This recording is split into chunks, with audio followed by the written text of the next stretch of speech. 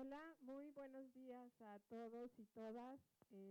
Soy Laura Romero y vamos a tener hoy la antepenúltima sesión de la Cátedra de Estudios de Género y al final pudimos ya tener a nuestra querida y admirada Micaela Drullar, quien nos va hoy a hablar sobre una charla que tituló hace 4 meses contra el feminismo blanco de la AMA, perras en calor, ladridos anticoloniales de negras transvestis y apuestas antirracistas y antipatriarcales. Micaela es activista antirracista integrante de la colectiva Frontera.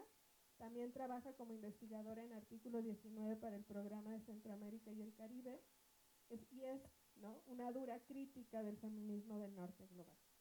Muchas gracias, Mica, por haber aceptado estar aquí. Habían dicho que la habíamos censurado y que por eso no había estado, pero el 30 de agosto que iba a venir tuvimos un aviso de que iban a cerrar la carretera México-Puebla y sabíamos que Mica tenía que estar presencialmente y que iba a ser muy desafortunado tenerla en línea, y entonces esperamos hasta el 15 y luego el 15 ya no se podía y entonces ahora se pudo el 14, pero al fin logramos que la apretadísima agenda de Mica pudiera estar con nosotros. Mica, yo en lo personal te agradezco mucho, sabes que te quiero y te admiro mucho. Es una exégeta de la obra de las feministas chicanas y una gran conocedora de la obra de Ansaldúa, Cherry Moraga y Chela Sandoval. Entonces, cuando puedan tomar los cursos que Mica da sobre este tema, no se lo pierdan, porque es de verdad una gran conocedora de ellas. Y entonces, bueno, pues bienvenida. Hola.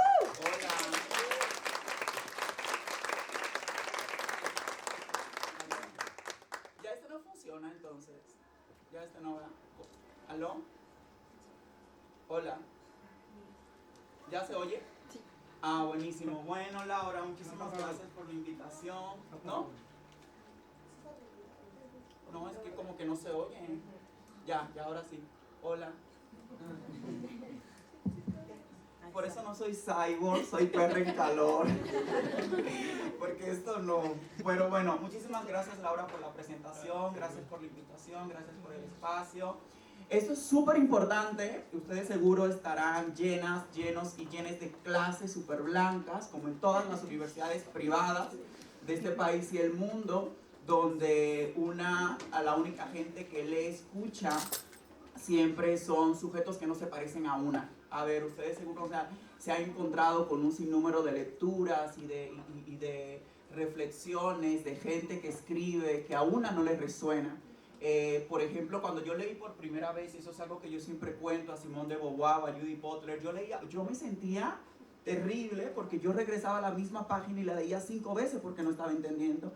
Y yo decía, no, es que estoy bruta, porque esto no me está cachando. Pero luego una se encuentra con subjetividades que hablan desde una experiencia encarnada, situada, que te hablan desde una situación muy concreta, desde las múltiples fronteras que les atraviesan, que una dice, ah, vale, estoy leyendo a esta que es una travesti, a esta que es una negra, a esta que le atraviesan procesos de racialización, de salud, de enfermedad, a esta que está hablando desde un lugar muy concreto que se llama América Latina, que se llama Viayala, y que se llama México, etcétera, y ahí uno va encontrando evidentemente como pues sonidos, ¿no? Y cosas que nos va entendiendo.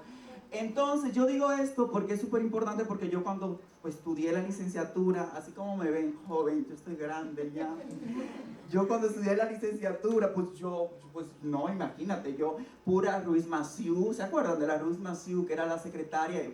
Imagínate. ¿Qué podía yo aprender de una señora como ella, no? Pura gente embajadora y que está hablando desde un lugar pues que no me resuena en absoluto. Entonces, qué padre y qué bonito que las universidades ahorita pues están planteando poder pues tener estas voces y estos ladridos y estas experiencias que no son académicas. Yo no soy académica, yo soy muy desordenada. Entonces nunca tengo como esa estructura académica, sino más bien pues le vengo a hablar sobre cómo yo estoy viendo el mundo y desde dónde lo estoy pensando, y por qué estoy cuestionando esto del feminismo, ¿no? Y ese es el nombre de esta plática, porque yo, mujer, tampoco soy, pero tampoco soy un hombre. Yo me considero una travesti, yo me considero una mula, yo me considero una cimarrona, yo me considero una subjetividad no humana en el mundo, ¿no? Entendiendo que la clasificación cisexual del cuerpo es un elemento sine qua non para poder constituir la humanidad. Entonces yo, como un ejercicio, y miren, quiero empezar con esto, ya ven que soy desordenada, ya me volé ya todos los apuntes, pero muchas de las travestis que nosotras escuchamos y de las mujeres trans, son trans porque es un tema de género, pero yo no soy una subjetividad trans porque para mí sea un tema de género. Yo soy una persona trans porque es un tema de antirracismo. No, el género es una categoría no constitutiva con la heterosexualidad que se trajo a estos territorios en 1492.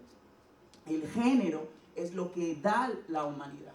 Sojourner Truth, yo no sé si ustedes conocen o han leído, han escuchado de Sojourner Truth, que fue una mujer esclavizada en los Estados Unidos, que en un congreso en Ohio, en el año 1800 y tantos, creo que 1848, se preguntó en un auditorio lleno de mujeres blancas, feministas, sufragistas, las mismas mujeres que estaban pidiendo igualdad de condiciones con los hombres, con sus iguales, con los hombres blancos. En ese mismo contexto estaban diciendo: prefiero yo no votar que ver a un hombre negro votar antes que yo. Y en ese mismo congreso se paró una mujer negra, y esta mujer negra se paró y dijo: ¿acaso yo no soy una mujer? Porque justamente las personas negras y racializadas no eran mujeres. ¿Quién tiene mascotas en sus casas? Gatos, perros, algo. ¿Quién tiene gatas? ¿Tú crees que tu gata es una mujer? Sí, pero una mujer. ¿Crees que es una mujer tu gata? No, ¿verdad? ¿Qué más un perro? ¿Quién tiene un perro? ¿Crees que es un hombre ese perro que tú tienes? No. Hay una categoría que se construyó que se llama dimorfismo sexual. Y el dimorfismo sexual es una categoría de la heterosexualidad como régimen político que fue impuesta y traída aquí con la colonialidad de género. ¿Qué diferenciaba la mujer blanca en la plantación? ¿Qué diferencia a Hillary Clinton y a todas esas mujeres llenas de privilegio? Porque aquí quiero empezar diciendo que no, o sea, por ser mujer la gente no es oprimida.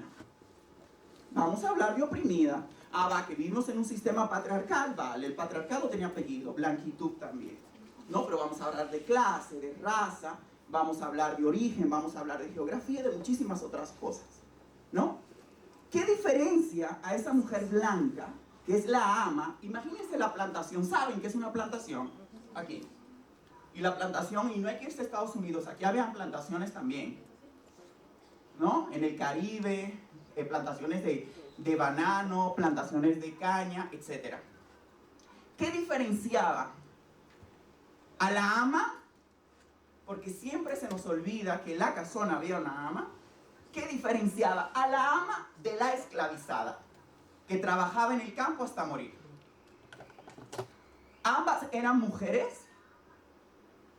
Era su gata, era como su perra. El dimorfismo sexual, el género es una categoría inminentemente humana y blanca. El género dota de humanidad. El género es reproductivo de la blanquitud. Y por eso es que había sujetos que eran hombres y mujeres. No se crean que las travestis somos las primeras que estamos disputando una categoría de existencia. Las personas negras no eran hombres y mujeres, por eso eran esclavizadas. Hagamos un ejercicio de lógica. ¿De qué forma se puede justificar la esclavización y el exterminio de todo un grupo étnico y racial? De la única forma que se puede justificar.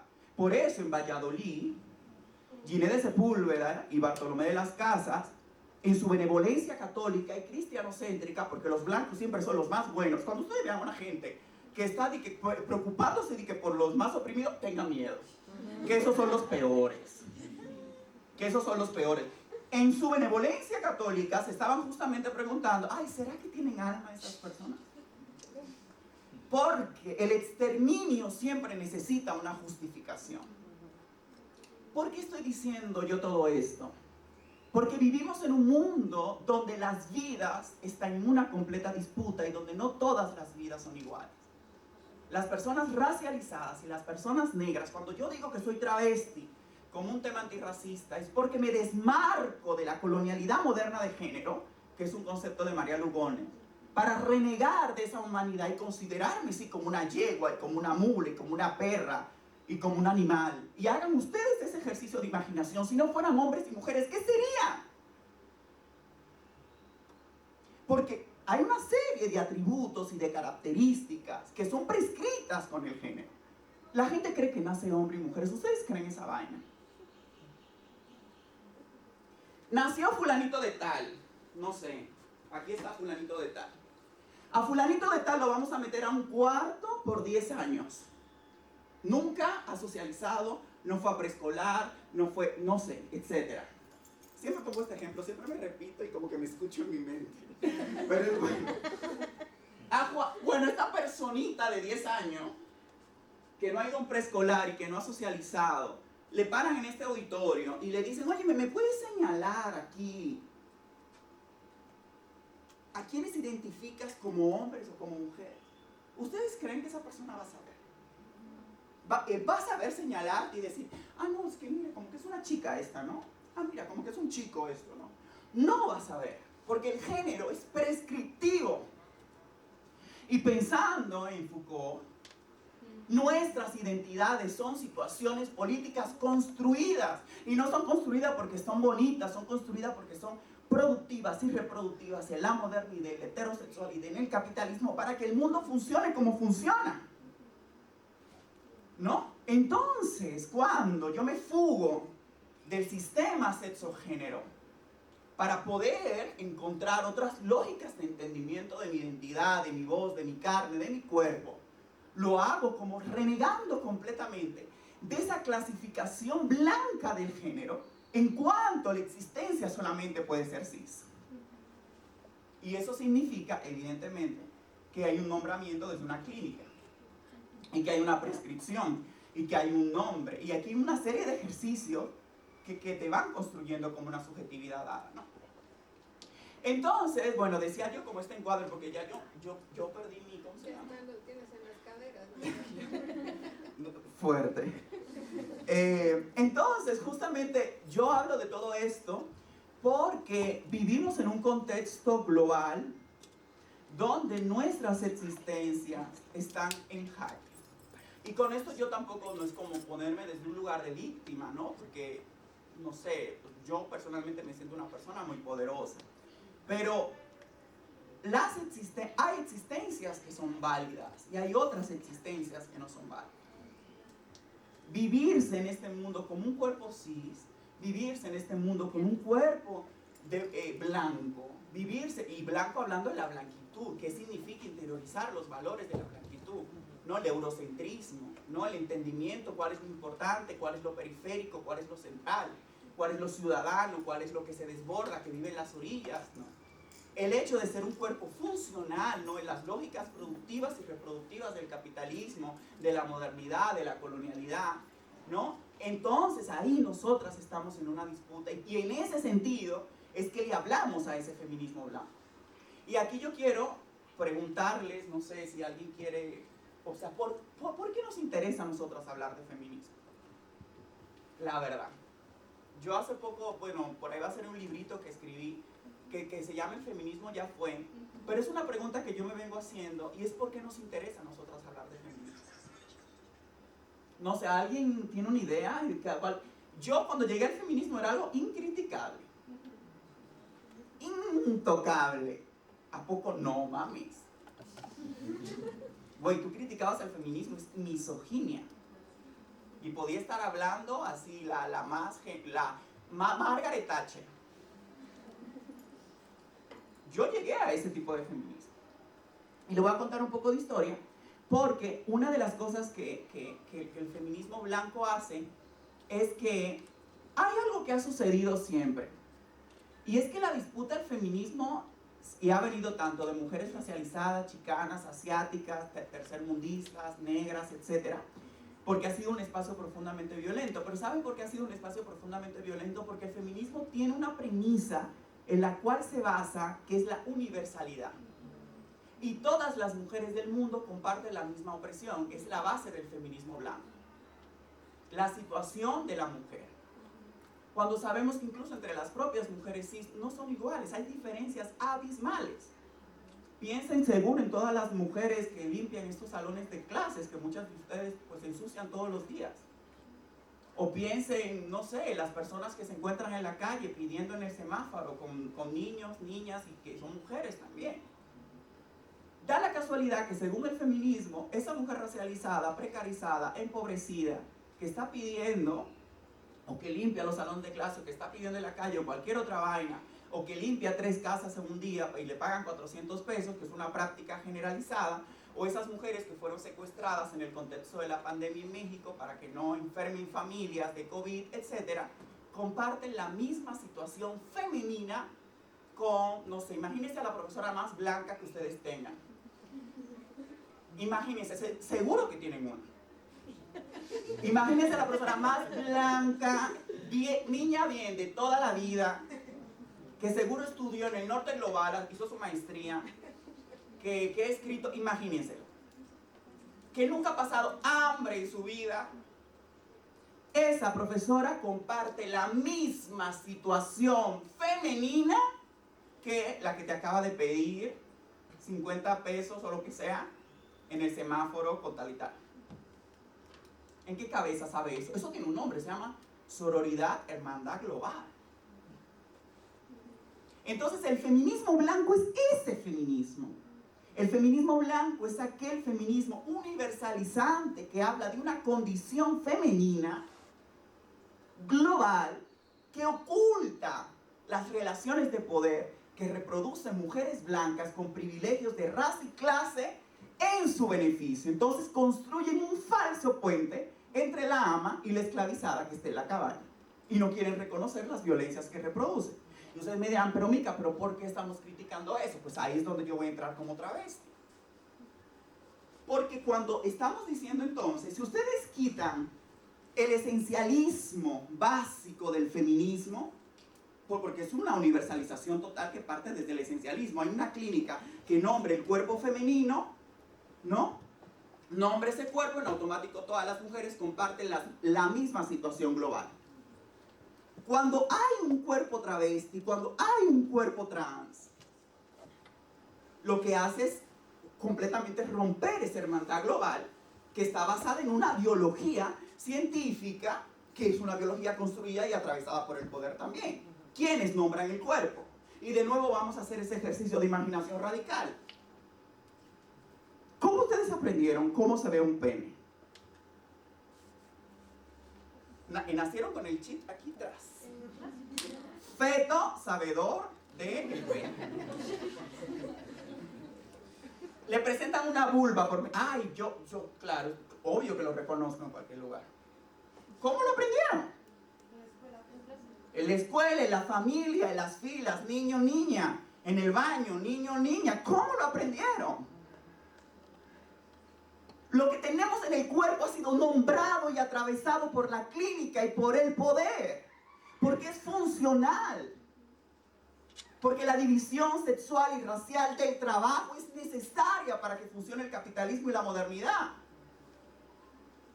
Y si nosotras entonces cuestionamos y decimos, no se nace, este cuerpo ha sido nombrado, construido, se puede devenir en otra cosa, me puedo autonombrar, autodeterminación, autonomía, libre desarrollo de la personalidad, etc. Estamos poniendo en jaque las esencias y los elementos básicos en el cual se basa el feminismo, que es que todas las mujeres compartimos la misma opresión, y es mentira. Les voy a contar una historia. En los Estados Unidos, en los años 70, había una práctica muy común que eran los grupos de conciencia. Y porque la blanquitud siempre es muy creativa. Entonces también cuando usted vea mucha cosa, Ahí se cuela porque son tenaces, ¿no? Entonces, ¿saben qué hacía? A ver, vamos a ubicarnos en contexto. Imagínense, 70 en los Estados Unidos. Segregación racial que duró como hasta los 60 y pico, casi 70, o sea, y todavía sigue siendo una sociedad supremacista blanca, como aquí también en todo este continente, con la política del mestizaje, etc. Mujeres, hombres y niñas negras barrializadas, sentadas en la fila de atrás del autobús, en cualquier lugar de la sociedad. Es el último escalón donde están. O sea, experimentando el racismo, el clasismo y una multiplicidad de opresiones tenaces. Entonces, las feministas blancas, que eso Betty Friedan, cuando habla sobre el problema que no tiene nombre, porque Betty Friedan era una blanca que escribió La mística de la feminidad y ella estaba muy preocupada. Que puede ser un problema. ¿Qué lugar aquí, seguro aquí donde está la única? Pero ¿qué lugar aquí en Puebla es así, de mujeres bien? Lomas de Angelópolis. Imagínense a Betty Friedan ahí. Y Betty Friedan está preocupadísima. Está preocupadísima porque ella estaba diciendo, es que yo estoy cansada de que me estén manteniendo en esta mansión, en esta casa. Tengo que estar preocupada para que la comida esté lista, pero claro, con sus empleadas negras. Tengo que estar, o sea, preocupadísima. Y ese es el problema, que no tiene nombre, porque estaban como divididas entre lo privado y lo público. Cuando las mujeres negras y racializadas siempre han estado en lo público. ¿A poco las mujeres racializadas y empobrecidas de este país no han trabajado toda su vida? Díganme. En cualquier vaina, en las quesadillas de la esquina, trabajadoras domésticas del hogar, etc. Piensen en cualquier... Toda su vida han estado. O sea, esa división de lo privado y lo público es puro feminismo blanco. La gente racializada y precarizada y atravesada por otras vainas ha estado también afuera toda su vida. Incluso el hogar se convertía en el único lugar de descanso, porque imagínense ustedes salir en una sociedad tan atroz, tan racista, tan fuerte, que cuando tú regresabas a tu casa en la noche era lo mejor que te podía pasar en el mundo. En el mismo momento en que las feministas blancas se sentían oprimidas por su hogar. ¿Saben? Entonces la Betty Friedan, que vive en este barrio, que acabamos de mencionar, estaba súper preocupada y dijo, el problema es que no tiene nombre. Y ella, en ese contexto, bueno, estoy diciendo esto porque ese problema que no tiene nombre son una de las génesis principales que sustenta este feminismo blanco radical, donde esas propias mujeres blancas se autoconvocaban en grupos de conciencia. Y voy a poner otro ejemplo. Imagínense a todas las niñas ricas que ustedes puedan imaginar que se reúnan en un grupo, blancas todas. Y ustedes saben que hay otras que lo están dando, que están haciendo muchísimas cosas aquí afuera, ¿no? Se reunían en la sala de una casa y decían, y ponían un espejo, y en el espejo una por una se paraban. Y en ese espejo decían, ¿qué ves? Y ya ustedes saben, contaban mil cosas, pero al final todas decían lo mismo. Veían a una mujer. Luego se paraba la negra, la única que había, y no solamente veía a una mujer. No solamente veía una mujer, sino que veía un cuerpo racializado, un cuerpo negro en una sociedad racista y supremacista. Un cuerpo empobrecido. Un cuerpo enfermo por el propio capitalismo. La Gloria Saldúa se murió, o sea, le dieron el doctorado post-mortem porque se murió porque no tenía ni las medicinas para la diabetes. Una mujer chicana racializada. No era la que ocupan esas cátedras de estudios de género en la Universidad de Berkeley. Entonces se paraban en este espejo y solamente veían esa situación. Entonces al final se paraba la mentora de este grupo de conciencia y decía, la conclusión de todo esto es que todas compartimos algo en común. Alguna habló de sus romances, otra habló que le rompieron el corazón, otra habló que trabaja, no sé, etcétera, pero todas tienen en común que todas somos mujeres y que todas experimentamos la misma opresión. ¿Sabe qué significa eso básicamente? Una violencia atroz porque borra la experiencia de muchísimas otras. Entonces ellas sí se podían dar el lujo, sí somos separatistas, perdóname, pero vivo en una maldita sociedad supremacista, blanca y racista, donde mi lucha tiene que ser eslabonada y brincada, lo dijo el colectivo Río con Bají. Entonces yo no solamente estoy luchando contra el patriarcado, estoy luchando contra esta estructura racial, contra esta estructura de clase, contra muchísimas otras cosas que me atraviesan, porque yo no solamente veo el mundo con los lentes violetas, que no es otra cosa más que racismo también. ¿Saben cuál es el error de este feminismo blanco de la AMA? Que ve el mundo como si fuera por departamentos, departamentalizado. Y parecería que el género es una óptica. Cuando ustedes lean perspectiva de género, váyanse. Es que eso no sirve. La ONU, que en Consejo de Seguridad, ya usted sabe, Palestina, etcétera, me ahorro todo el show, tiene perspectiva de género. La visión y la perspectiva que hay que tener en el mundo es completamente imbrincada porque somos muchos y estamos atravesadas por muchísimas cosas, ¿no?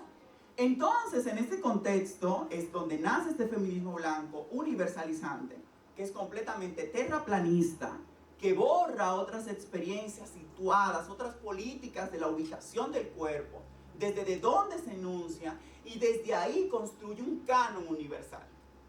Y este feminismo tiene una agenda muy concreta. No es un feminismo institucional, es un feminismo policial, es un feminismo punitivo. Es un feminismo que tú lo descuidas y te hace un delito. Cuando sabemos, vivimos en un país, el 40% de la población carcelaria de este país no ha tenido derecho a un juicio. Está el arraigo, la prisión preventiva oficiosa. La neta, le voy a hacer otra pregunta. Los tipos blancos privilegiados de este país pisan esas cárceles cuando cometen acoso. Ustedes saben, los profesores privilegiados blancos de este país pisan esos espacios de encierro. No lo pisan.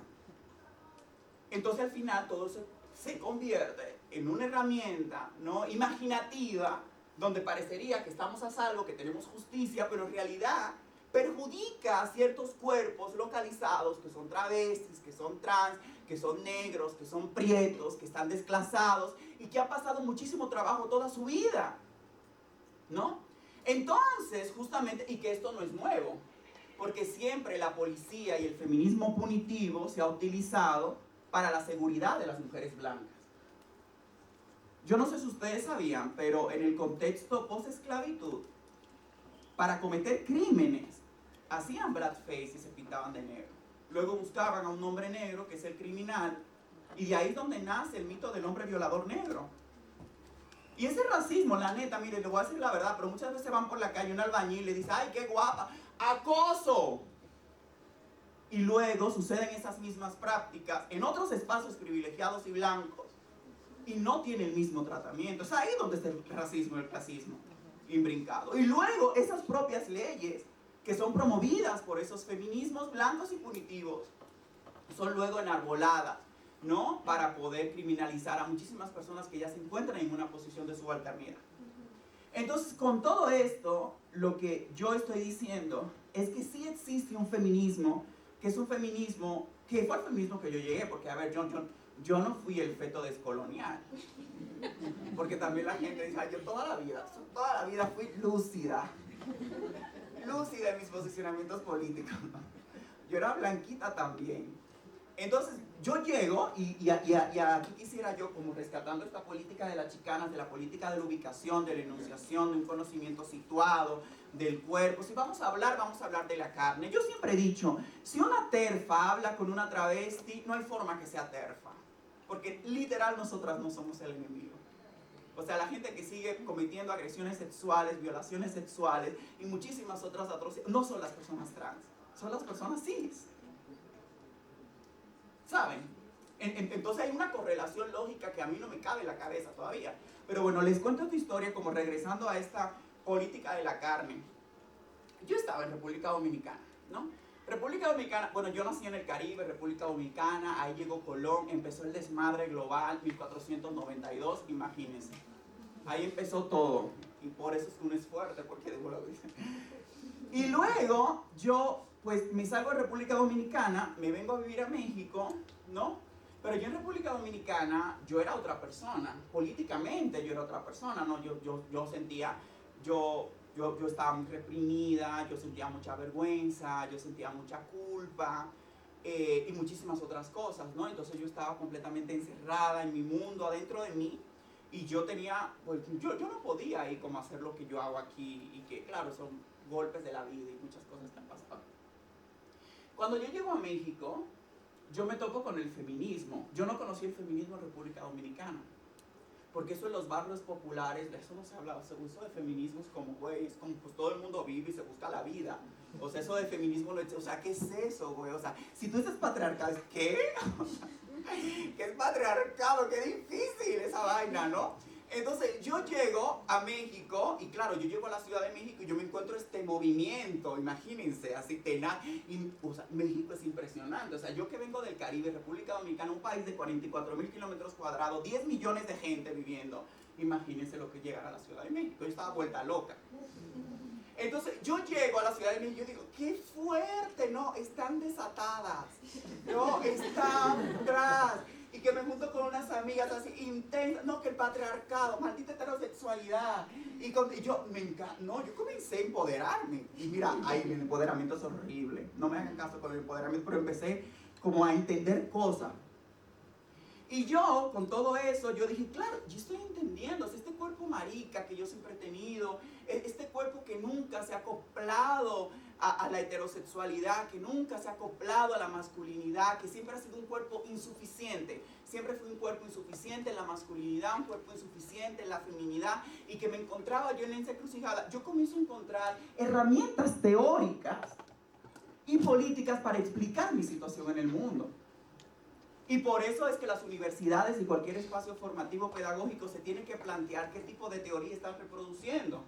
Porque si tú explicas una teoría, si tú explicas la inmanencia de Simón de Beauvoir, y vas y se lo das como las feministas blancas cuando van a las comunidades zapatistas, a explicarle la agenda del aborto y que la ciudadanía política es como racismo, colonialismo discursivo, citando a Chandra Mohanty. ¿No? Entonces, por eso hay que situar, a ver, ¿a quiénes le estoy hablando? ¿Quiénes son esta gente? ¿Qué vaina les atraviesa esta gente? ¿Quiénes son? ¿Cuáles son las fronteras de sexualidad, sexo, género que tienen? ¿Cuál es la racialidad que les atraviesa?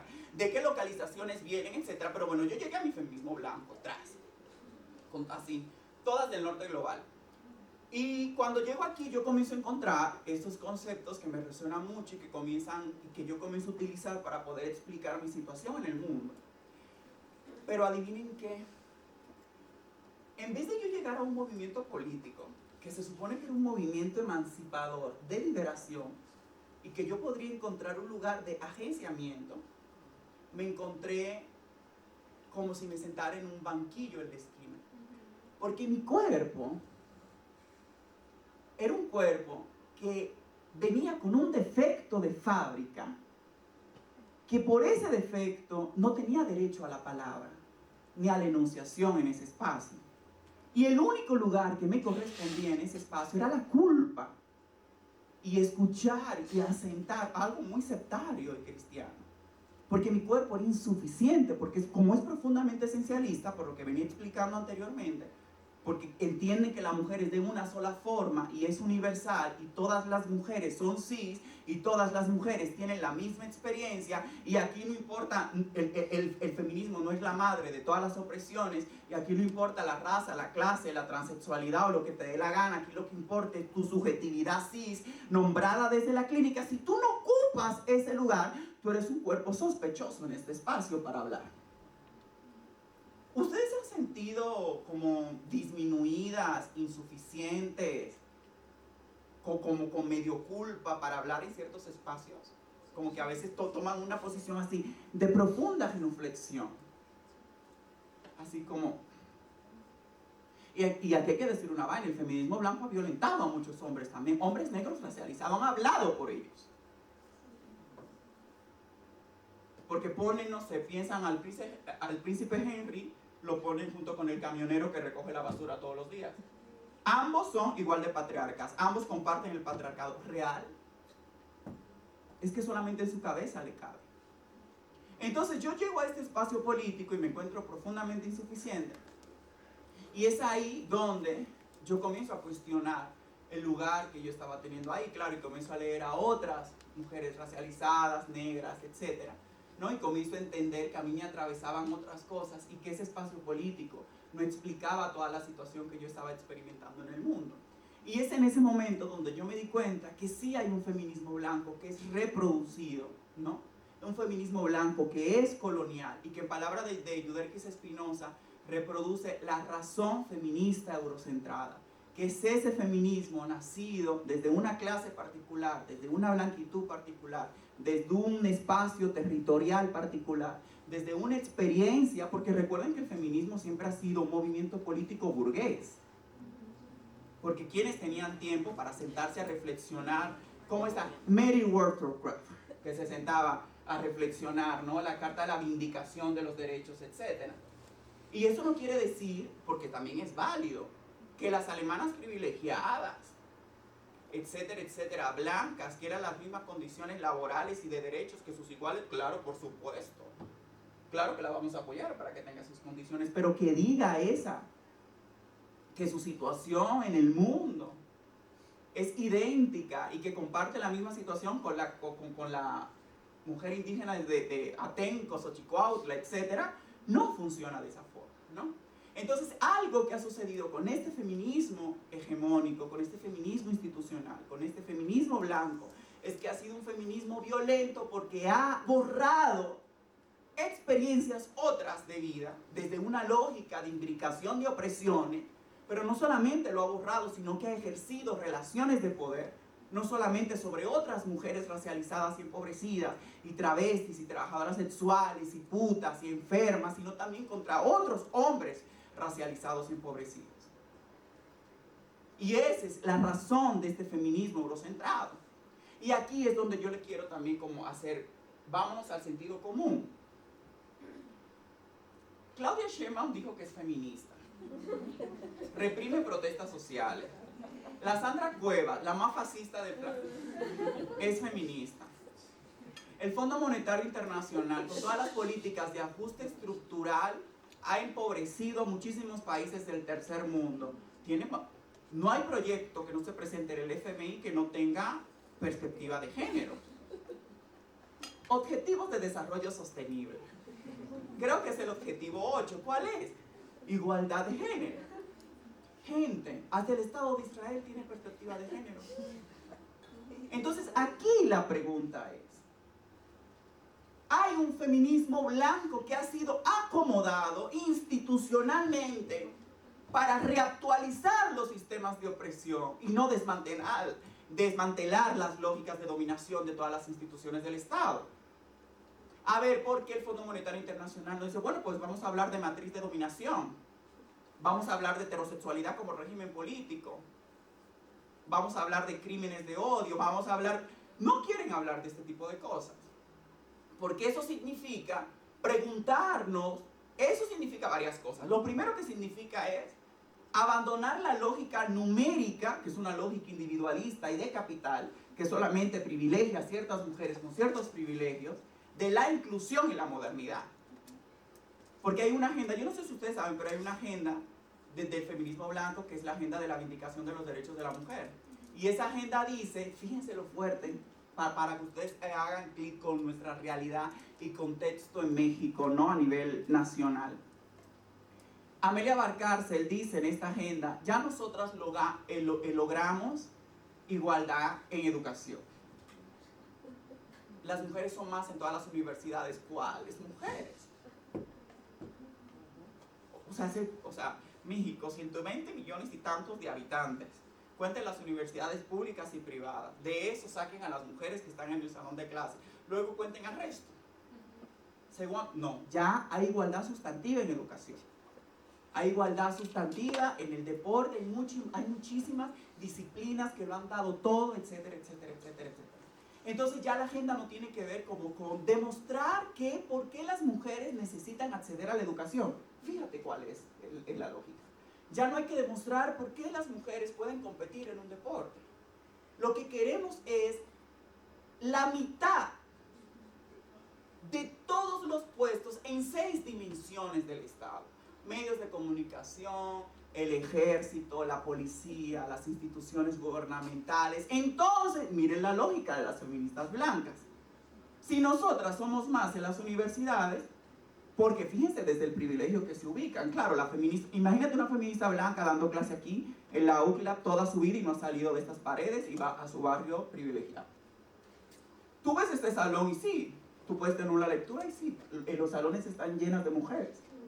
Pero ¿representan estas mujeres la realidad social, económica, política y cultural de los cuerpos feminizados y de las mujeres en este estado de la República, en este país?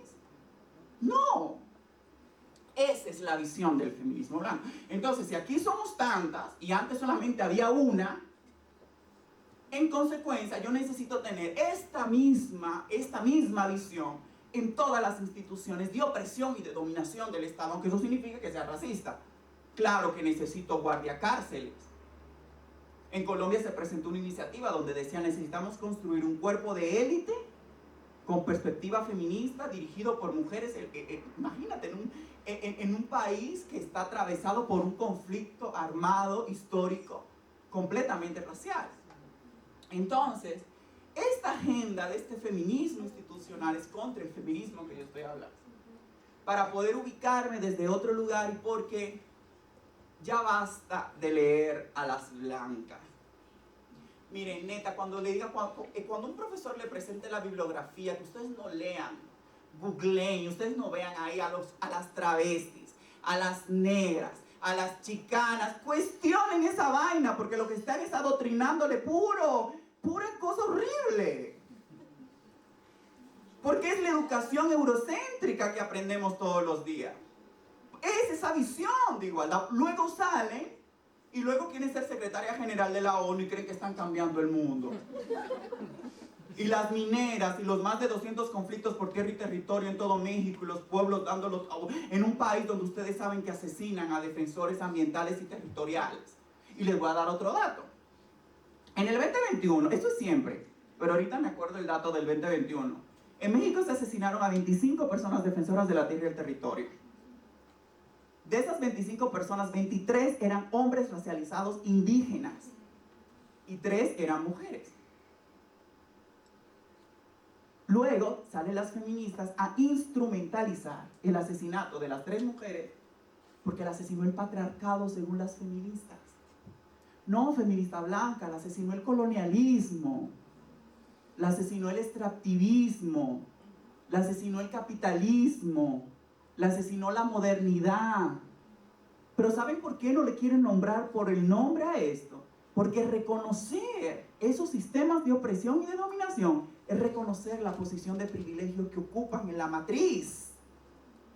Desde el norte global impulsan proyectos para el sur global, mientras al mismo tiempo no cuestionan las transnacionales que están aquí metidas. ¿Me explico?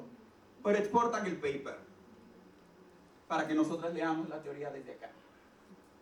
Entonces, contra ese feminismo blanco es que yo estoy pensando, yo me estoy articulando, primero porque fue un espacio profundamente violento en el que yo experimenté muchas violencias, donde me consideré y me sentí un cuerpo insuficiente, incapaz para hablar, y donde me parece fundamental yo poder, como, claro, leyendo a otras genealogías, ¿no?, que se parecen más a mi historia, a mi carne, a mi experiencia, poder disputar sentidos de existencia. Y por eso yo estoy hablando más la lengua del amo y de la ama. O sea, para mí estos son más ladridos que un buen lenguaje. Entonces esa es la disputa que hay que hacer en muchos de estos, bueno, incluyendo este espacio, en muchísimos otros espacios, ¿no? Y es contra ese feminismo blanco, hegemónico, punitivo, putofóbico, transfóbico, que justo me estoy como pensando y articulando. Y estoy pensando algo que también sale y quisiera también aprovechar para mencionar, que tiene que ver con esto de la colonialidad TERF. Yo creo que esto, ya todo el mundo sabe que es TERF, ¿no? Que son las feministas transexcluyentes, racistas, etcétera, blancas al final.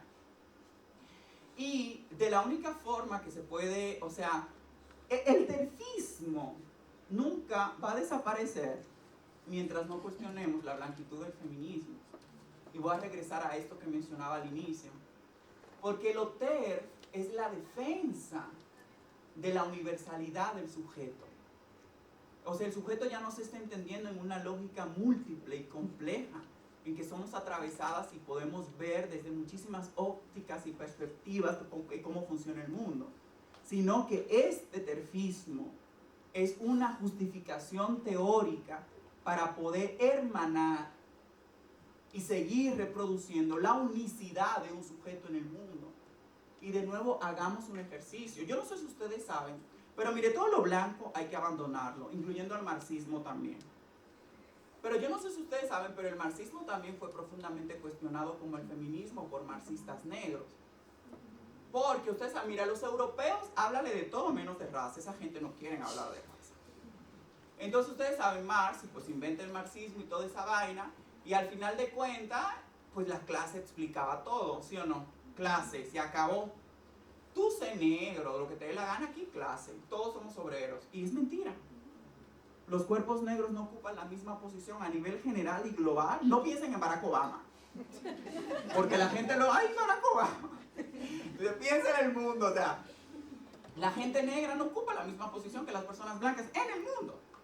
La gente marica, travesti, no ocupa la misma posición que las personas cis heterosexuales. Piensen en su alrededor. ¿Cuántas profesoras travestis tienen? No hay profesoras travestis, ¿no? Entonces es fuerte, no están en ningún lugar. Luego dicen, nos están borrando, pero ¿dónde están? Porque si tú me dices, no, pero es que es impresionante, todas las instituciones de gobierno están dirigidas por una travesti. Es que todas las instituciones médicas científicas ahí están metidas. Son todas las académicas, la mayoría son mujeres trans, travestis. Es que dice, pero es que yo no sé dónde están. O sea, ese borrado yo creo que me lo expliquen con peras y manzanas, porque no lo estoy entendiendo. Mira, se me fue el hilo lo que estaba diciendo eso. Pero bueno, básicamente era, claro, que esta colonialidad TERF, o sea, justamente lo que hace es reproducir y dar continuidad a la unicidad de un sujeto en el mundo. Y aquí es donde yo le quiero hacer esta pregunta, que era lo que lo iba a relacionar con el marxismo. Cualquier movimiento político, cualquier teoría política que se nombre emancipadora, revolucionaria, transformadora, cualquiera, piensen en lo que le dé la gana, que tenga un sujeto definido desde cierto esencialismo de cómo tiene que ser, donde cualquiera, incluyendo a ustedes, van a quedar chicos y chicas.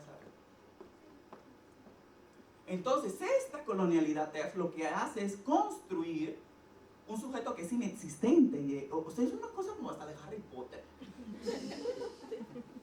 Sí, porque es inexistente. No sé quién tiene origen, no sé quién tuvo abuelos campesines. Yo soy la segunda persona que tuvo una carrera universitaria en mi familia. Yo vengo de un campo en República Dominicana, etc. O sea, yo pienso en mi abuela doña Marta. Y yo pienso en muchísimas otras mujeres que me topé en ciertos espacios institucionales. Y yo digo, no, pero es que mi abuela no se parece nada a esta mujer. Mi abuela se parece más a mi abuelo don Mario o al vecino fulanito que a esta mujer. Entonces es algo mágico, es algo que nosotros nos creemos y es como, o sea, para mí a veces yo digo, no, es que es impresionante el carácter mágico de la universalidad y del colonialismo del feminismo, de la colonialidad del feminismo. Entonces cualquier movimiento que construye un sujeto cerrado con fronteras definidas que parte desde un esencialismo es un espacio y un feminismo que siempre va a quedar chico porque va a dejar a mucha gente fuera. Y de nuevo, vámonos al sentido común y vamos a dejar la teoría. Si queremos transformar el mundo para que no sea patriarcal, para que no sea colonial, para que no sea racista, neta lo vamos a hacer solamente con los que se parecen a nosotros. O sea, con los que traen lo mismo que según la ciencia traemos todas entre las piernas, etcétera, etcétera, etcétera.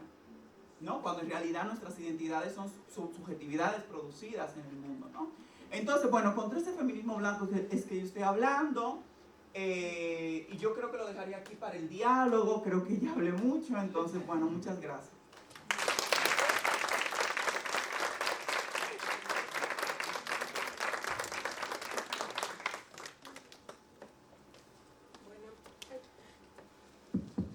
Gracias. A ver, ahí hay una pregunta. No sé si alguien más quiere hacer una pregunta, pero bueno, vamos con Karen.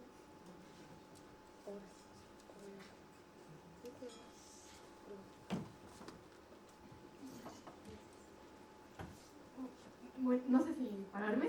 No, te escuchamos. Sí, te Ok. y te veo también. Muchas gracias. Bueno, antes que todo, muchas gracias por venir. Justo siento que en espacios académicos hace falta gente que cuente sus historias, porque sí, mucho lectura, mucho acá, pero justo no es hasta que se empatiza con las vivencias que se puede, no sé, se puede entender. Y justo como que, por ejemplo, yo soy de la carrera de antropología, me llamo Karen, mucho gusto. Igual como justo mi formación como antropóloga era de algo que siempre me hacía ruido, de dónde están las mujeres con las que trabajo, las mujeres de donde yo soy, ¿dónde están? Porque se habla mucho acá el tendedero, que la marcha, pero ¿dónde están? Y justo algo que se me hizo mucho ruido, y no es por llamar la atención de nadie, nada, no quiero ventanear a nadie, pero es justo algo que yo justo tenía esta visión de, no, es que el feminismo, vamos a cambiar a todas, como que esta parte idealista, pero justo cuando fuimos a las marchas, como que igual había consignas como que eran, o sea, a lo mejor sí rompía lo patriarcal, pero caían en estándares capitalistas. Y no sé, o luego igual carteles con mujeres blancas, cuerpos hegemónicos, y era como que bueno, igual había una consigna que decía, mujer consciente se une al contingente. Y como que me hizo mucho ruido, porque es como de no sabes si hay una mujer consciente que no puede estar marchando, porque no marchar es un privilegio. Justo me sonó mucho el caso de que una compañera que estaba trabajando en un municipio llamado Juan Cebolinilla, donde están peleando por el territorio y por el agua, pues no podían ir a la marcha porque ya era tarde, igual esta parte de la inseguridad, no se podían movilizar. Pero es como de, pues nosotros que estamos aquí, porque íbamos como contingente pláticas, nosotras somos las privilegiadas. Pero justo es como de, ¿por qué mujeres están marchando? ¿Por mujeres similares a nosotras? ¿Dónde están esas mujeres que no pueden estar? Y justo siento que es muy importante que en estos espacios haya esa apertura, porque es siempre escuchar el mismo discurso. Igual está nuestra profesora, es como de, es que tengo que ponerles otras lecturas porque ya sé que vienen con este feminismo blanco.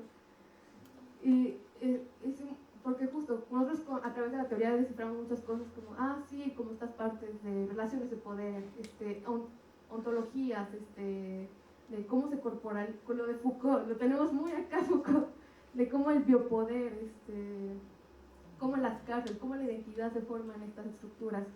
Y justo creando esta esencialidad, pues delimita mucho. Y justo esta parte del feminismo que dice la interseccionalidad. Pero generalmente ves como de, ok, incluimos a las trans, pero ¿dónde está la clase? ¿Dónde está la raza? ¿Dónde están esas mujeres que no hablan español? ¿Dónde están esas mujeres que están trabajando y no tienen tiempo para ir a marchar? Nosotros sí podemos. A lo mejor no entrego mi tarea, pero no es lo mismo que una mujer abandona a sus hijos y los deje sin cuidado porque es madre soltera. No es lo mismo que una mujer no vaya a trabajar un día porque vive lo del día. Y justo siento que especialmente en los lab hace falta mucha perspectiva. Decían, necesitamos una clase con perspectiva de género. Pero en mi mente siempre estaba, pero igual que tenga perspectiva de clase y de raza, porque justo esta parte, ¿hasta dónde llega el feminismo? ¿Realmente necesitamos el feminismo de esta perspectiva de género? Porque justo son muchas cosas que nos atraviesan. Y también siento que es importante para cuestionarnos. Así que, bueno, más mi pregunta va, aparte de echarle, muchas gracias. No, maravilloso tú hablas. ¿Cómo? Porque justo, nosotras, bueno, en antropología lo se sabe porque pues son las mujeres con las que trabajamos y siempre estamos enfrentando esa otra edad, a lo que llamamos la antropología, esos que son diferentes a nosotros y viven otras realidades. Pero ¿cómo desde, no sé, otros espacios es posible invitar al diálogo o crear espacios que no sean violentos como los que platicaba, en los que puedan, ¿cómo se dice?, crear espacios donde se abra la empatía y se abra la escucha? Como que eso igual les ha sido como algo de, ok, ya reconocí esto, pero el cómo es algo que ahí está. Muchas gracias. ¿Quieres responder, Mica? Sí, o no sé si... ¿Alguien más? Bueno, yo te quería preguntar algo. ¿Cómo lograste, Mica, que una vez que el feminismo, porque esto que decías que es súper bonito, no eras el feto de colonial, ¿no? En en esta narración que haces de tu biografía parece que el feminismo te da una entrada, ¿no? A un espacio donde tú podías reconocer ciertas cosas y después como que logras que no te capture, ¿no? Y creo que tiene que ver un poco con la pregunta del cómo. ¿Cuáles fueron? O sea, yo recuerdo mucho a Ansandúa con el tema de la frontera, ¿no? O sea, como este espacio que es fronterizo. ¿Y cómo lograste tú eso? Que esto que en algún momento te dio cierto espacio, luego lograste que no te capturara, porque pareciera que en algún momento fue la posibilidad y luego ya fue insuficiente, ¿no? Entonces no sé si por ahí es lo que alguien más piensa. Sí.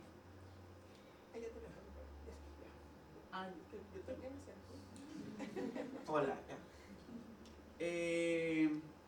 Sí, o sea, parar es un privilegio. O sea, ¿quiénes pueden parar? No todo el mundo puede. Pues piensen en la pandemia. Piensen en la pandemia. Mientras ustedes tomaban clase en Zoom, que esta universidad con sus plataformas se adaptó a la realidad global. Los profesores tomaron cursos intensivos, seminarios de Zoom y se paraban en la mañana. Y se paraban, no, pues lo hicieron todas las universidades, ¿no? Y se paraban en la mañana. Es que la universidad es un lugar de reproducción de colonialidad, todas, públicas y privadas, unas más que otras, por supuesto. Entonces, que se paran y que se sentaban y su mayor preocupación era pararse. ¿Cómo se sostenía la economía de este país donde literal el trabajo doméstico y de cuidado representa el 24% del Producto Interno Bruto? El metro seguía lleno. Piensen en la línea que se cayó. ¡Ay, pandemia! El metro está vacío. ¿Quiénes usan el metro en la Ciudad de México? No pararon incluso en un contexto de pandemia global. Las vidas que murieron fueron esas. Y por supuesto que es un privilegio total, ¿no? Entonces eso tiene que, o sea, el trabajo, o sea, la liberación de uno implica la sujeción y la dominación de otras y de otros también. Siempre piensen en eso. Tu libertad en este mundo racista, colonial, blanco, transfóbico, implica la dominación de otros sujetos también. Entonces, ¿qué hace uno frente a eso? Bueno, ya sabemos que la culpa no nos ayuda, ya demasiado catolicismo, iglesia toda la vida. Entonces, ¿qué hacemos?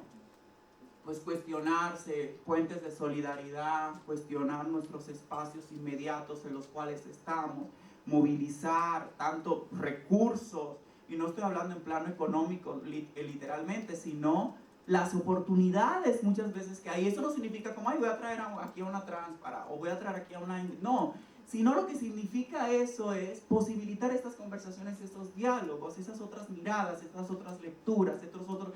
En fin, ¿no? Entonces yo creo que por ahí podemos ir pensando eso. Y claro, es una pregunta muy difícil que yo no tengo la respuesta. Pero creo que hay algo que yo he estado hablando.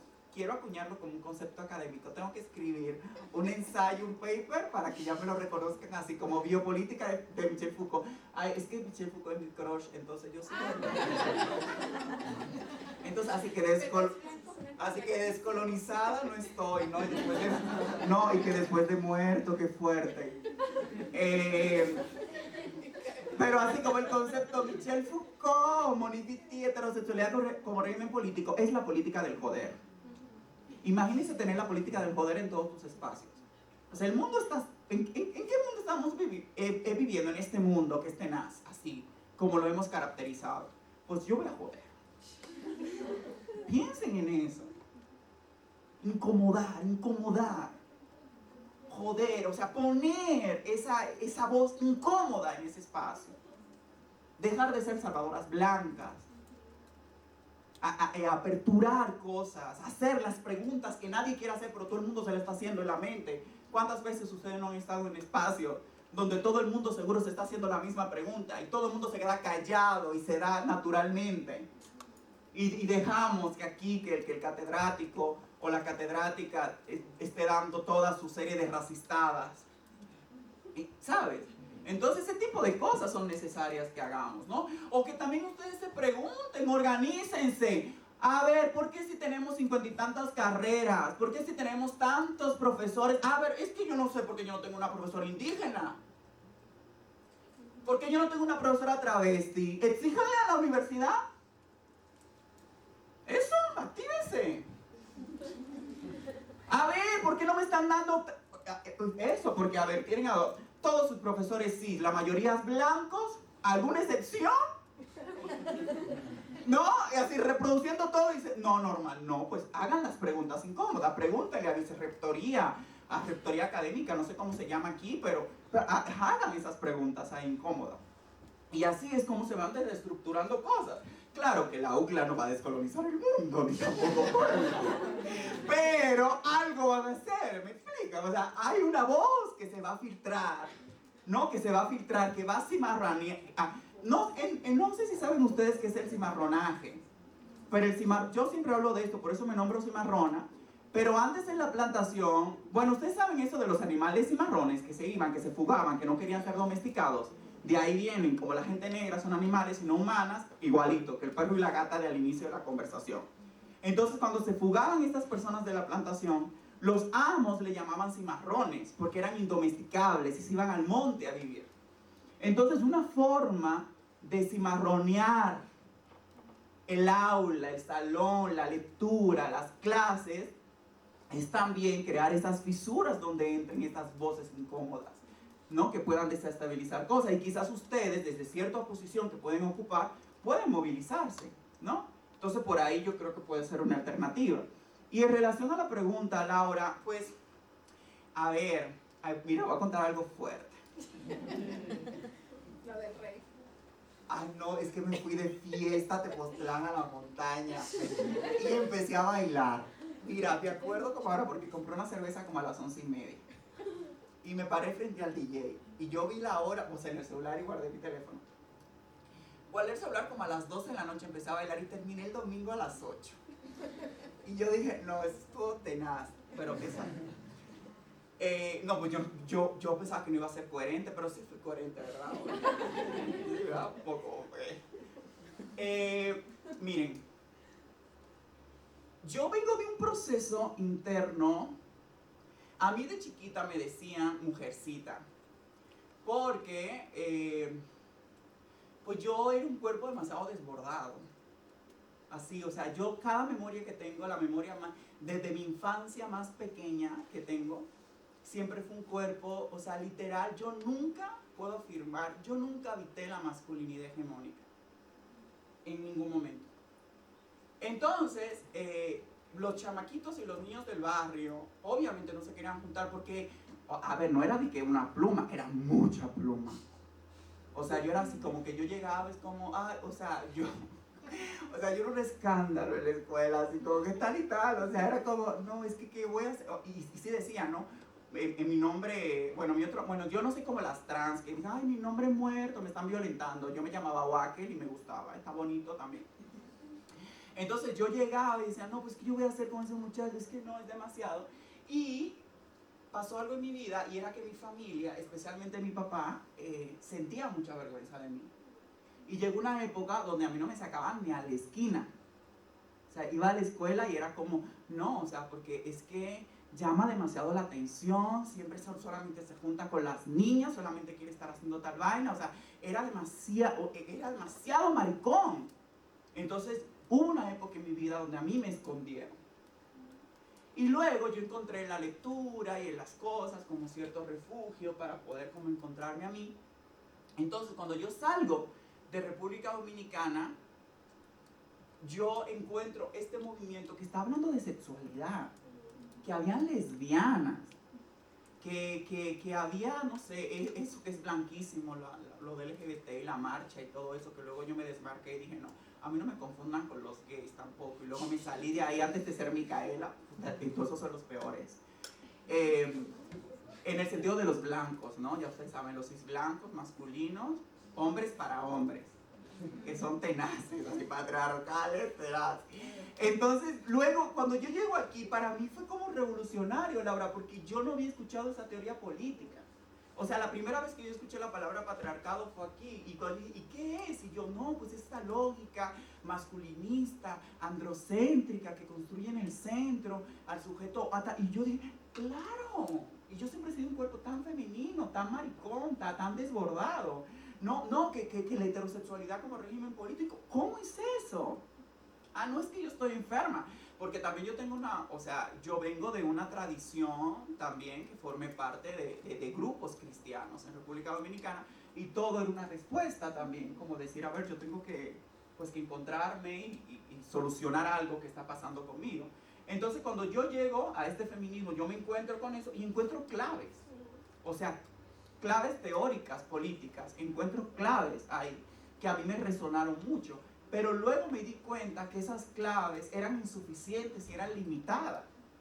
Porque esas claves eran esencialistas, eran cisgeneristas, eran biologicistas, eran blancas, eran eurocéntricas. Entonces cuando yo me vi migrante, marica, NB, racial, yo dije, no, pero es que esto no está respondiendo a mi situación política en el mundo. Entonces comienzo a encontrar otras cosas, ¿no? Y me encuentro con las chicanas, me encuentro con las decoloniales, me encuentro con el feminismo negro, y comienzo a encontrar que ya se le ha hecho crítica a ese feminismo blanco, ¿no?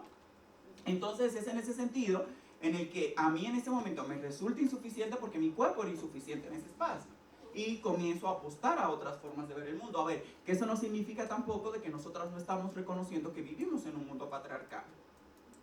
O sea, un mundo patriarcal donde, pero aquí hay que situar que no solamente es patriarcado y que no está separado, es un patriarcado con apellido, es un patriarcado blanco, es un patriarcado clasista, es un patriarcado racial.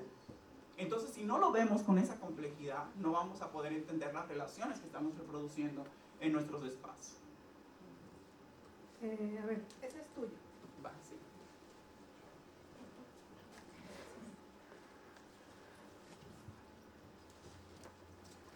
Hola Micaela, muchísimo gusto, de verdad qué increíble tener este tipo de pláticas aquí en la universidad. Como ya lo habían comentado, siento que siempre en la cátedra de género hablamos de este tipo de temas, y creo que en las clases per se es muy necesario siempre hablar de la anticolonialidad, pues de todos estos discursos que tú ya nos hablaste.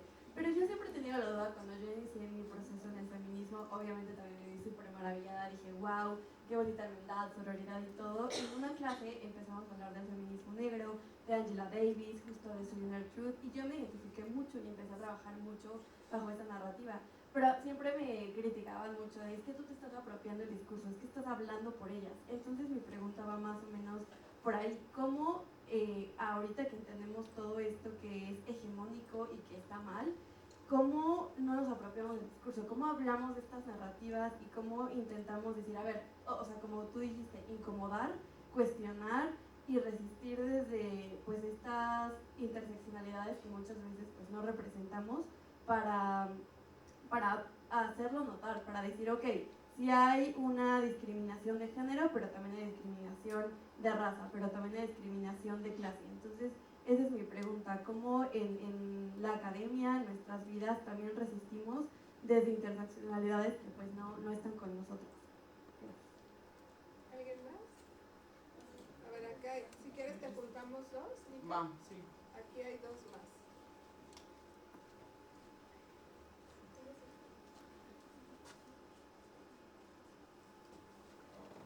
Bueno, mucho gusto, Micaela, soy Andrea. No sé si es como una pregunta o tal vez como una pequeña crisis. Yo estudio relaciones multiculturales y, bueno, como en resumen, mi carrera es como un poquito de todo. Entonces, yo tomo clases con gente de negocios, tomo clases con gente de RI, de derecho, de antropología. Estoy por todos lados. Y soy parte del programa de honores que tiene aquí la universidad para hacer una tesis. Y mi tema de investigación es el efecto Matilda en las ciencias sociales. Entonces, de entrada, o sea, cuando tomé este tema fue como una crítica a por qué el efecto Matilda solamente está considerando a las ciencias duras, o sea, por qué solo considera la física, todo eso, si las ciencias sociales también se ven afectadas. Porque justo este efecto, y lo pensé mucho cuando comentaste, ¿no?, que se mide mucho en números, cuántas mujeres hay en un espacio. Entonces, el efecto Matilda nació en Europa, súper eurocéntrico, y se mide mucho es que hay muy pocas mujeres en las ciencias duras, lo cual es cierto, pero justo excluyen a las mujeres en las ciencias sociales porque dicen, pues hay muchas mujeres en las ciencias sociales. Pero aún así, toda la teoría, todos los papers que se dan de las ciencias sociales son de hombres blancos. Y también otra cosa que tiene el efecto Matilda es que está visibilizando a las mujeres europeas blancas. Entonces parte como de toda la crítica que yo quiero hacer en la tesis es como, o sea, en las ciencias sociales también está, pero no solamente eso, sino que las pocas mujeres que están visibilizadas en las ciencias sociales son mujeres europeas, son mujeres blancas. Pero luego, sobre todo este semestre como tuve como esta gran crisis sobre, o sea, ¿realmente va a servir de algo que yo haga una tesis sobre eso? ¿O qué puedo hacer yo después de eso? ¿No? Porque al final me estoy acoplando como esta parte académica de tengo que cumplir con hacer esto en una licenciatura. Porque pues al final es la institución, ¿no? Pero una parte de mí es como, bueno, ¿y qué hago después? O sea, ya saqué esto, escribo esto, me lo cuestiono y luego, ¿qué más? O sea, porque también es como,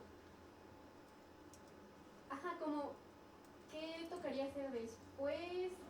Realmente es mi lugar, es como mi posición cuestionar esto y empezar a hacer algo. Es como, toda esta crisis respecto y, ¿qué toca? Sí. Bueno, lo mío es que sí es pregunta, pero más que pregunta, quiero saber tu opinión por mi cuestionamiento. O sea, primero aclarar, ¿no? Desde donde yo estoy hablando es del privilegio de toda mi vida. O sea, soy consciente como de clase y que, o sea, de mi hábito, desde donde habito, ¿no? De mi cuerpo y todo, y que también en mi carrera sé que tengo el privilegio de lo que mencionabas, ¿no? Nosotros tenemos un profesor que se autorreconoce como indígena y que todos estos cuestionamientos la UNA nos ha hecho saber y que todos los papers que leemos no son de hombres ni de mujeres blancas, o sea, que existe demasiado diálogo. En mi carrera siento que, bueno, reconozco que es un privilegio que no todas las carreras, ni todas las escuelas, ni universidades tienen.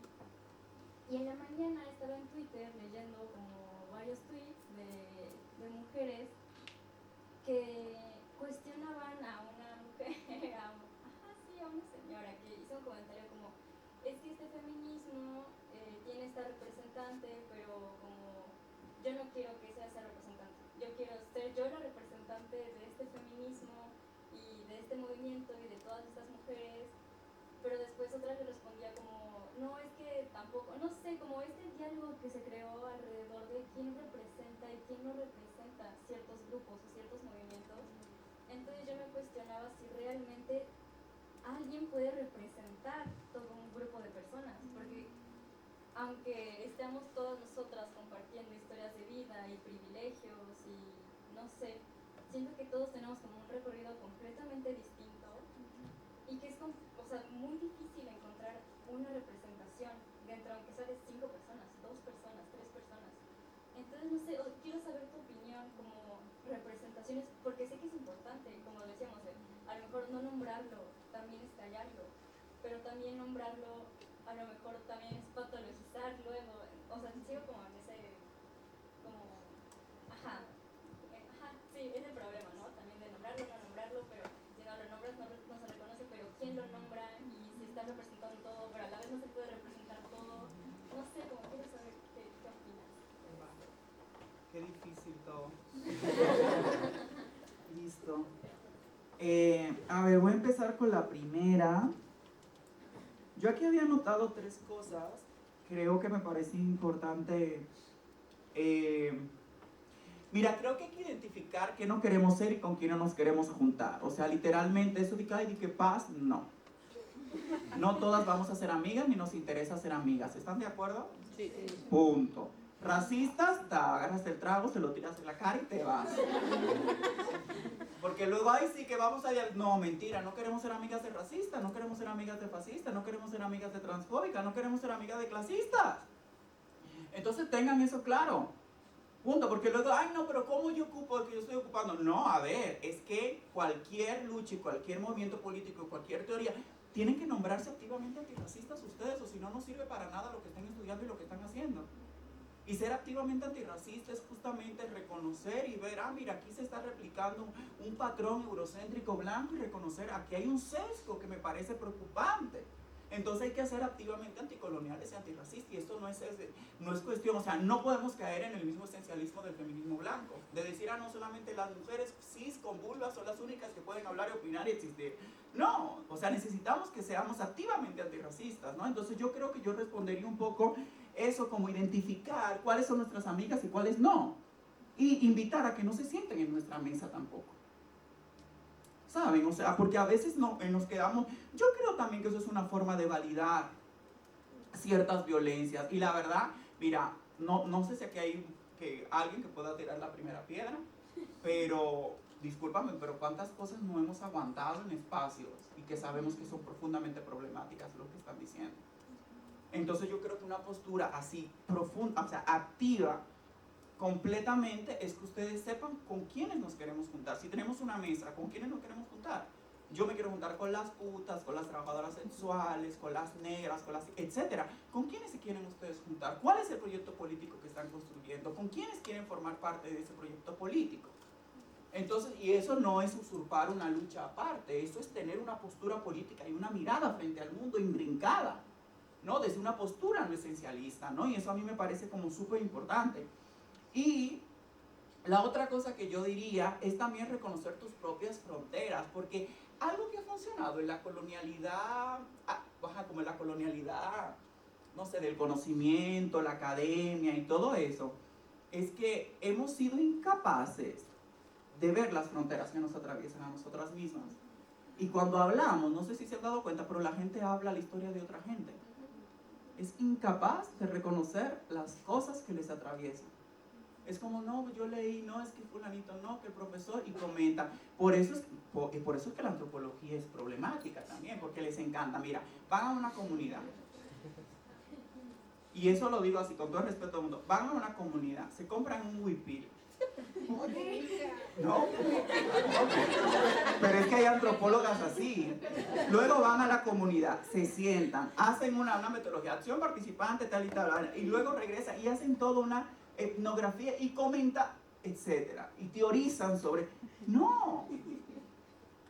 O sea, creo que es necesario reconocer qué vainas te atraviesan a ti, cuáles son los dolores que te atraviesan a ti, las alegrías que te atraviesan a ti, qué ha significado para ti habitar la masculinidad, la feminidad, qué significa para ti esa vaina, se parece a la de fulanita, a la de tu amiga, en tus propios grupos, ¿no? ¿Cómo has vivido, cómo te atraviesa la sexualidad, cómo te atraviesa, no sé, tu contexto social, de vida, etcétera? O sea, encontrar ahí tus respuestas también. Porque a veces estamos en esta encrucijada como que, ay, no sé dónde... No, pero es que nosotros tenemos una experiencia la cual es una experiencia encarnada y hay que encontrar esa política ubicada en nuestra propia carne. Entonces hay que hacer ese ejercicio de nombramiento de fronteras. Que seguro todo el mundo aquí tiene sus propias fronteras internas. Muchísimas vainas que les atraviesan, porque vivimos en un mundo que es profundamente violento. Y estamos viviendo en este mundo. Un mundo que es más violento para otras personas, no más que otras, etcétera, pero que es violento y que también estamos aquí adentro en esta colonialidad, ¿no? Entonces yo respondería así, con esa primera parte y lo otro con ese como nombramiento de esas cosas que nosotras pues vivimos, ¿no? Y yo creo que siempre el reconocimiento, o sea, si en un mundo constantemente nos están mencionando la teoría blanca, yo creo que hacer un ejercicio también, mencionar, no sé, a Bell Hooks, a Angela Davis, a Patricia Hill Collins, etcétera, etcétera, a Uchi Curiel, etcétera, es un ejercicio también político de genealogía y de reconocimiento, incluso es un tema de justicia epistémica, porque ha sido históricamente invisibilizado. Entonces eso no se llama usurpar nada, eso se llama reconocer una genealogía, ¿no? Y seguir caminando a través de eso, ¿no? Y eso me parece a mí como muy potente. Sobre el efecto Matila, mira, la verdad yo no sé mucho, pero, puta, es que, ¿cuáles son las mujeres que van a llegar a esos espacios? O sea, ¿cuáles son? Es que yo no sé si esa es mi lucha. O sea, en México más de 100,000 personas desaparecidas, la mayoría racializadas, varones empobrecidos, racializados, indígenas, etcétera, precarizados, detenciones extrajudiciales todos los días, la tortura es generalizada, cometida por el ejército, la Sedena, niveles de pobreza impresionantes, Fíjense, yo una vez tomé una clase de pobreza y desarrollo en la universidad hace mucho tiempo, blanquísima la clase, de hecho la profesora blanquísima también. Se llamaba The Poverty Development y yo no sé qué vaina. Y yo iba a la universidad en el transporte de la universidad. Y haz de cuenta que ese día a mí me dejó el transporte. Y yo dije, bueno, ¿qué hago? O sea, pues me salto la primera clase. Eso estaba lejísimo, estaba hasta el Estado de México y yo vivía en la Ciudad de México, en la Narvarte. No, bueno, me salto la primera, llego tarde a la segunda clase, pero al menos ya sigo las otras, ¿no? Y no me, porque ya yo estaba como que ya quería renunciar, yo, ya no voy hoy. Pero el punto es de que me embarco y me voy pues en el transporte público porque no mamen, o sea, el taxi era impagable hasta allá. Y yo decía, no voy, llego con 50 pesos, entonces regreso en el transporte y llego con... Listo. Y yo recuerdo la ruta que hice, o sea, yo vivía en la Narvarte, me subí en Metro Eugenia, me bajé en Tacubaya tomé un camión que me dejaba en un lugar que se llama El Pantalón, no sé si ubican, quienes son de Ciudad de México. De ahí en una combi que me dejaba en un lugar donde era una plazoleta, una bandera de México gigante. Y de ahí tomé el cuarto transporte que me dejaba por el estacionamiento de la universidad, porque en esa universidad pues nadie llegaba al transporte público. Yo estudié con una beca en esa escuela. Y imagínense todo lo que yo me topé en el camino. Y que claro, ya yo conocí esa realidad cotidiana, ¿no? Pero gente ya que se subió al camión, que gente que, etcétera, etcétera. O sea, vi muchas caras, ¿no? De esta ciudad. Y luego llego a esta clase, y en esta clase la profesora está preguntando, pues ¿qué entienden por pobreza y con tal y tal cosa? Y una compañera con la mano en la cintura, que vivía en Huixquiluca, dijo así tal cual, bueno, profesora, pobreza como tal en México no hay. Y yo pues estaba impactada, yo vi tantas vainas, y todo lo que toda la vida, ¿no? Pero, pues, ¿sabes? Pero está tan reciente lo que estaba sucediendo, ¿no? Entonces,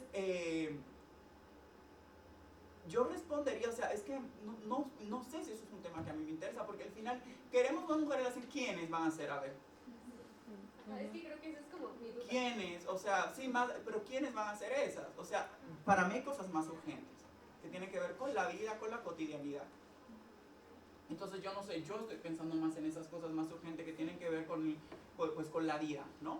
Y la última pregunta sobre la representación. Ay, mire, es que la representación para mí es individual y es limitada. Y eso es un gran problema de estos movimientos, porque justamente como lo entienden como una parcela dentro del capitalismo, alguien tiene que representar al movimiento. Y cuando tú representas al movimiento, tienes que evidentemente dejar a mucha gente fuera, porque esa persona se convierte en la figura que tiene la dignidad de poder representar a todo un grupo, ¿no? Y por eso, incluso hasta la política... a ver, ¿ustedes se sienten representadas por algún político? La verdad, díganme, ¿alguien? No, ¿verdad? Está tenaz. O sea, porque es una ilusión. La democracia también tiene que ser abandonada. Pero bueno, eso puede ser otra conferencia. Pero eso de la representación también me parece a mí así como tenaz, ¿no? Entonces, para mí o sea, es como... Mire, es que a mí no me sirve mucho de nada, porque para mí la representación es una estrategia para reactualizar como los sistemas. Por ejemplo, Netflix está llena ahorita de series queers y de vainas así. Y todavía crímenes de odio. O sea, no siento que haya una repercusión en nuestra realidad cotidiana, y yo siento que eso sucede justamente porque la representación viene siendo un tema como estético, un tema como visual, un tema como Barbie feminista, ¿no? Y mientras vivimos en un contexto feminicida, ¿no? Entonces es como, me parece otra estrategia más de los sistemas de opresión para mantenerse pues, actualizados, ¿no? Y no verse tan tan arcaicos, ¿no? Y tan decadentes. Y yo respondería así. Muchas gracias, Mica. Vamos a ir cerrando, pero yo te tengo una última pregunta. Sí.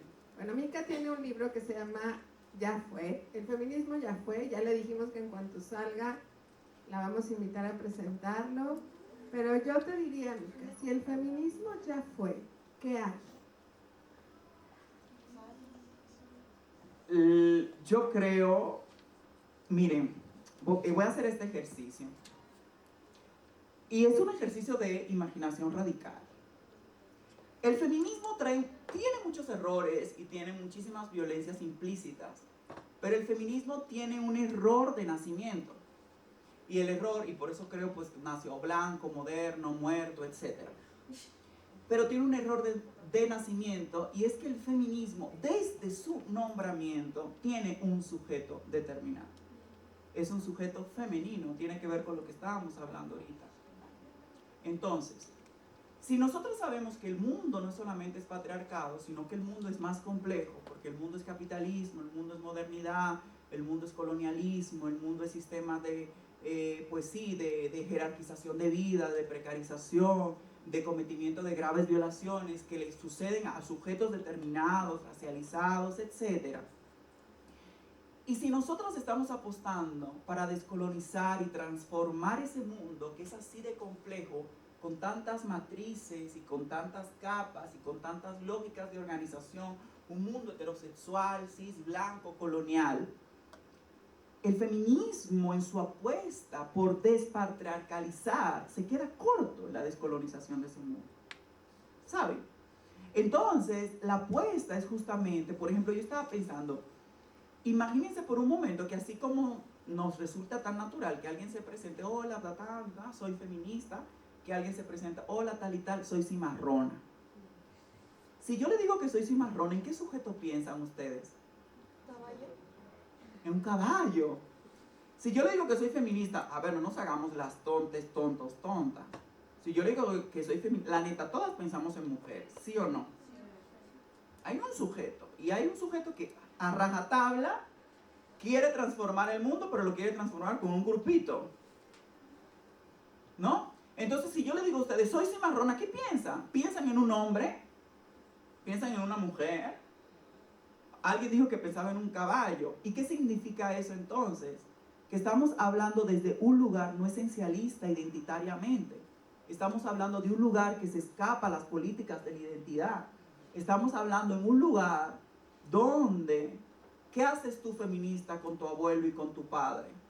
Que contigo no fue, y que ha luchado y que te ha apoyado y que ha hecho un chingo de cosas. Por eso sucede también, porque también es una postura feminista que a mí me parece peligrosa contra la familia.